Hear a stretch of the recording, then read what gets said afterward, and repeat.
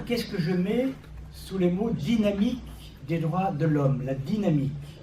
J'utilise volontairement le terme dynamique des droits de l'homme pour montrer que pour moi, les droits de l'homme ne sont pas un message qui, paf, nous tombe sur la tête, qui est donné une fois pour toutes. C'est quelque chose qui se construit dans les sociétés, et aujourd'hui, en 2018, sûrement à l'échelon mondial, quelque chose qui se construit, quelque chose qui est dynamique.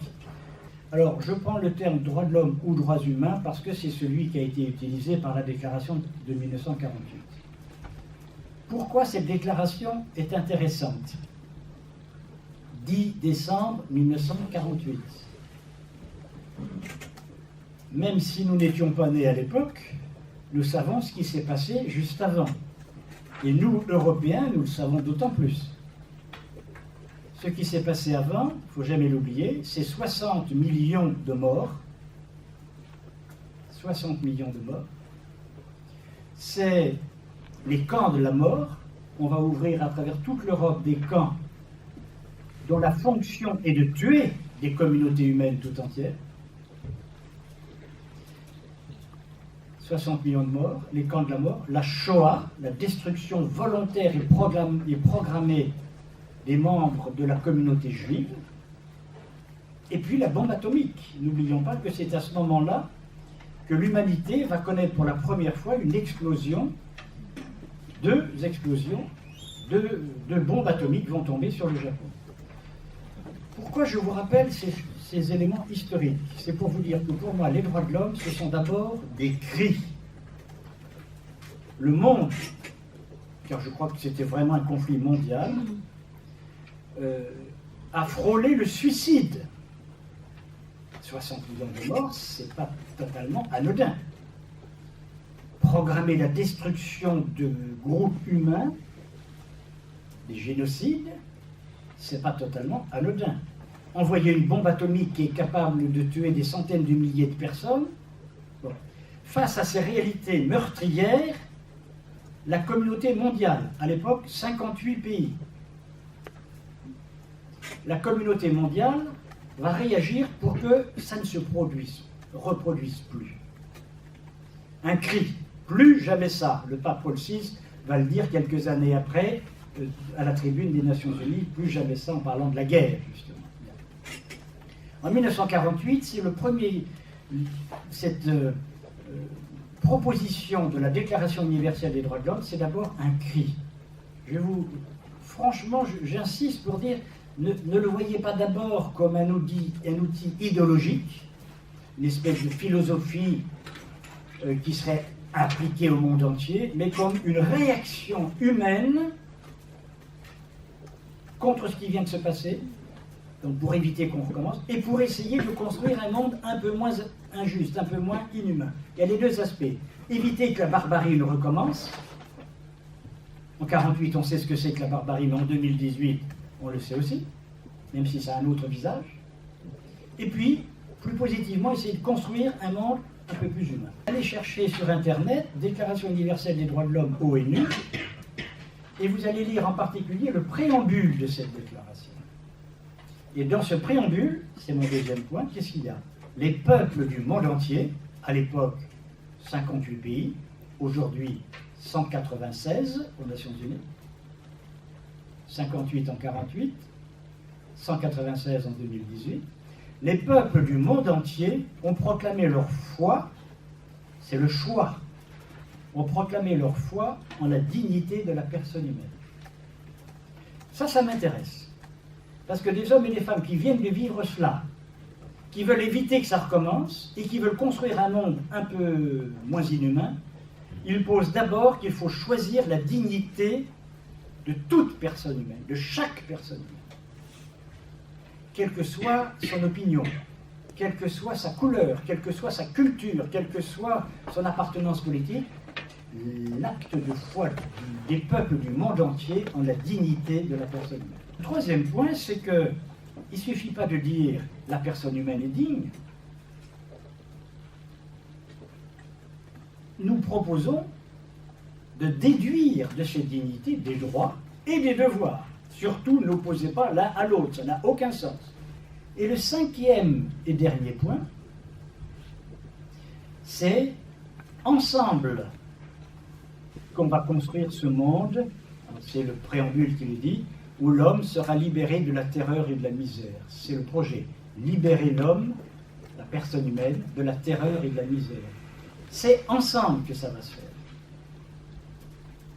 Et là, j'insiste sur la dimension multipartite, entre guillemets, de ces textes en matière de droits de l'homme. Nous les signons ensemble. Même quand certains de nos pays les signent avec la ferme intention de ne pas les respecter. C'est pas ça. Mais nous les signons. Vous avez signé là, moi j'ai signé à côté, un autre a signé, on a signé ensemble. Ce qui me permet de poser des questions aux autres pays. Et ce qui m'oblige à recevoir les questions que les autres pays me posent. Comment tu pratiques ou tu ne pratiques pas la torture dans ton pays? Comment tu respectes la dignité des enfants, tu ne le respectes pas? Ce n'est pas une ingérence, puisque tu as signé. Nul ne sera soumis à des traitements inhumains ni à la torture. Tu as signé à côté de moi. Donc, très naturellement, là c'est l'ancien avocat qui parle, très juridiquement, je te pose une question et j'accepte que tu me la poses. Et là, je peux vous donner une anecdote qui m'a beaucoup frappé. Un jour, dans une conférence, je disais, moi, citoyen européen, les mutilations sexuelles dont certaines femmes africaines sont victimes, que ce soit en Afrique ou que ce soit chez nous, c'est un traitement inhumain, interdit par l'article 5 de la Déclaration et par la Convention Cotonou, etc., plein d'autres textes. Dans l'auditoire, il y avait un monsieur d'origine africaine. Il me dit, est-ce que je peux vous poser une question? Bien sûr.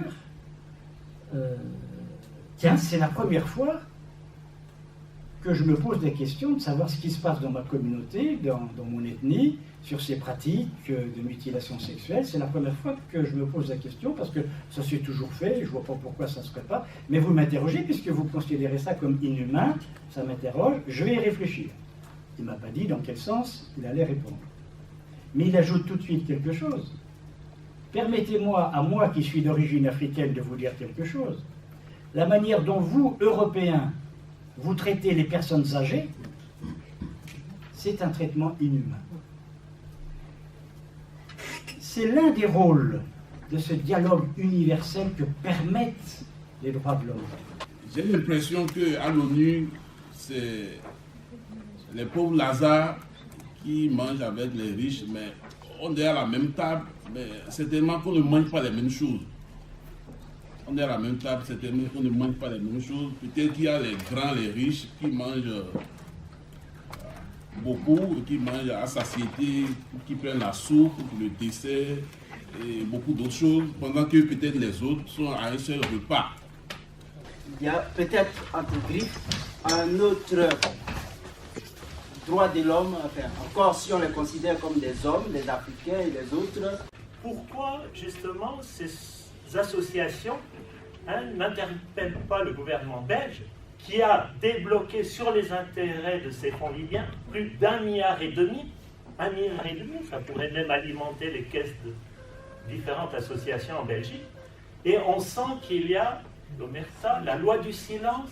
Personne, l'Église n'interpelle pas la société civile, rien. J'ai vu un écolo qui a essayé de faire quelque chose, l'un ou l'autre individu, mais voilà. Ça c'est un cas d'actualité et c'est une interpellation par rapport aux ONG belges. Et j'aimerais vous entendre par rapport à ce qui se passe ici en Belgique et en France, surtout concernant les personnes vivant seules, les personnes âgées vivant seules, et certains qui sont dans l'indigence totale au point de vivre dans la rue, alors que c'est des humains. Voilà ma question. Non, je ne réponds pas forcément aux questions, mais je peux réfléchir avec vous parce que vous posez des questions tout à fait importantes. Tout à fait. Alors, sur l'ONU, je crois que depuis 7-8 ans, le contexte mondial fait que l'ONU est plutôt en recul plutôt qu'en avance. Et je pense qu'il faut accepter, vous avez dit, l'importance d'être clairvoyant et de voir les faiblesses et les difficultés. Donc le constat, il est aujourd'hui sûrement que les institutions internationales, la grande partie dépendent des Nations Unies, pas toutes, mais la grande partie sont plutôt en difficulté. Sont en difficulté, pourquoi? Alors, le premier point, c'est la position des États, et en particulier des plus riches, ceux dont les peuples plus fragiles reçoivent les miettes, comme vous l'avez dit, comme Lazare. Les peuples les plus riches font le choix de se désengager progressivement de ces lieux qu'on appelle multilatéraux, le multilatéralisme. Le multilatéralisme, c'est l'organisation qui permet aux États du monde entier d'avoir des lieux où ils discutent, où ils se retrouvent pour discuter de la santé, pour discuter de la liberté religieuse, pour discuter du droit des enfants, etc. Et donc un certain nombre d'États, petit à petit, se retirent, soit ils y sont beaucoup moins présents, soit ils bloquent. On voit bien le blocage du Conseil de sécurité des Nations Unies aujourd'hui, soit par les États-Unis, soit par la Russie. C'est bloqué. Les États-Unis, c'est souvent à propos du problème de la région de Terre Sainte, d'Israël, de la Palestine. Les Russes, c'est plutôt sur la question de la Syrie actuellement. Donc il y a un blocage volontaire.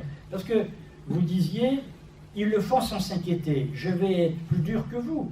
Ils le font volontairement, avec un projet précis qui est d'essayer de casser ces lieux d'échange entre peuples différents.